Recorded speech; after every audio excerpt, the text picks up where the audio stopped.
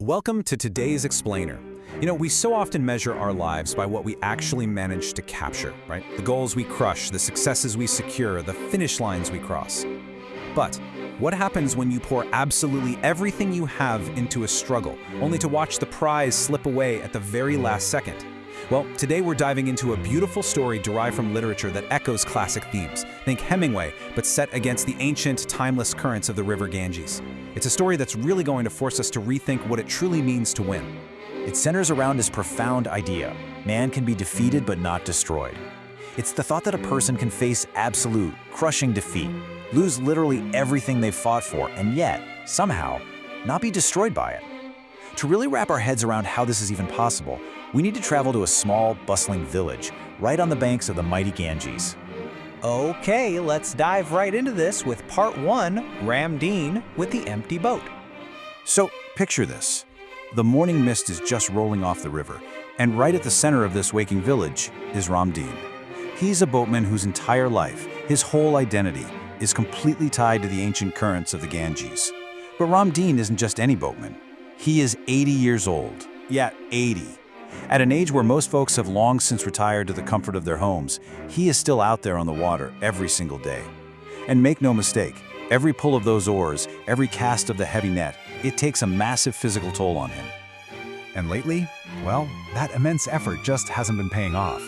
For 3 long, agonizing months, Ramdine's nets have come up completely empty. Nothing. Now, in a community where your entire worth is basically measured by your daily catch, 3 months is an absolute eternity. It didn't take long for the younger, stronger men of the village to give him a mocking nickname: the one with the empty boat. The dismissiveness from the rest of the village was just heavy. These young boatmen, full of pride and muscle, they look at his empty boat and just scoff. "Just sit on the bank now, old man." And it wasn't just friendly advice, it was a harsh judgment. They were flat out telling him that his time was over, that he was obsolete, and that the river basically had nothing left to offer him. Which brings us to part 2, the challenge of the deep bend. You see, Ramdine entirely refused to accept that his story was finished. He wasn't about to just sit on the bank and watch life pass him by. No way. So, one misty dawn, while the rest of the village was still asleep, Ramdine headed out completely alone. He pushed his small boat way past his usual spots, rowing all the way out to the deep bend. Now, the currents here are incredibly unpredictable.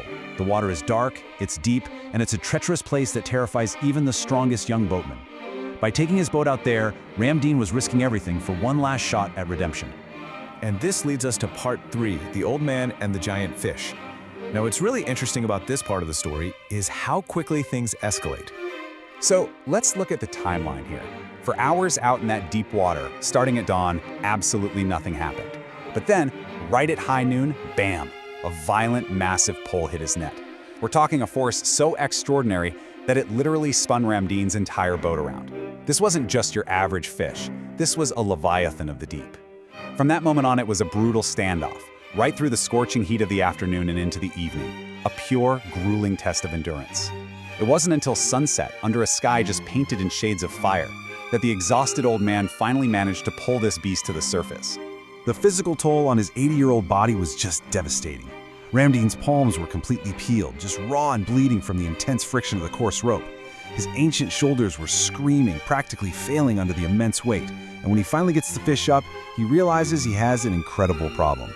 The fish is so unbelievably massive, it can't even fit inside a small boat. He's gonna have to drag it alongside him all the way back to the village. This sets the stage for part 4, a broken rope, a lost goal.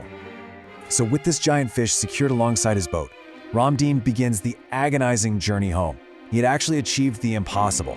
He conquered the deep bend. But as we know, nature always demands a final toll. Literally everything was working against him on this return trip.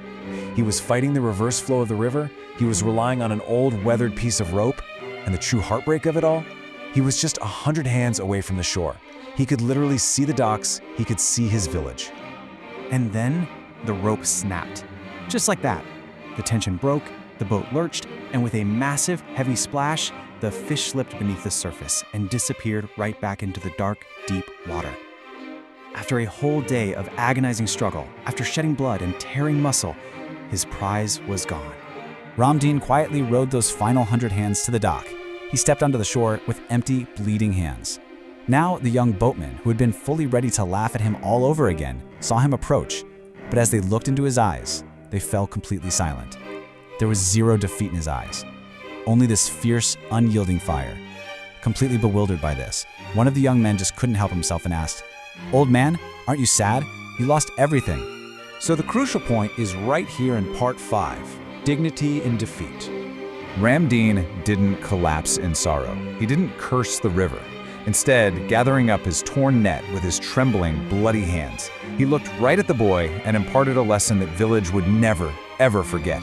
He said, "Where did everything go, son? The fish is gone. But the fact that 80-year-old Ramdine can still fight the deep water today, that remained with me." You see, he didn't need the fish to validate his strength. The struggle itself, that was his victory.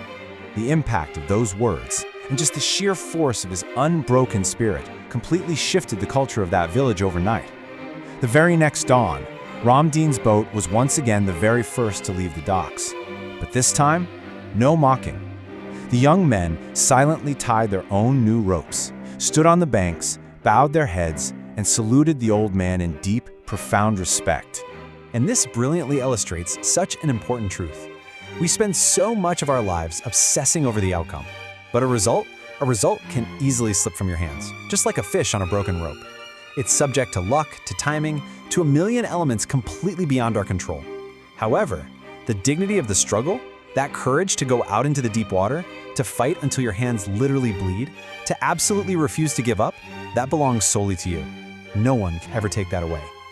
Life is absolutely going to test all of us. At some point, despite your very best efforts, you are going to lose a prize you fought bitterly to win. The elements will align against you. The rope will snap.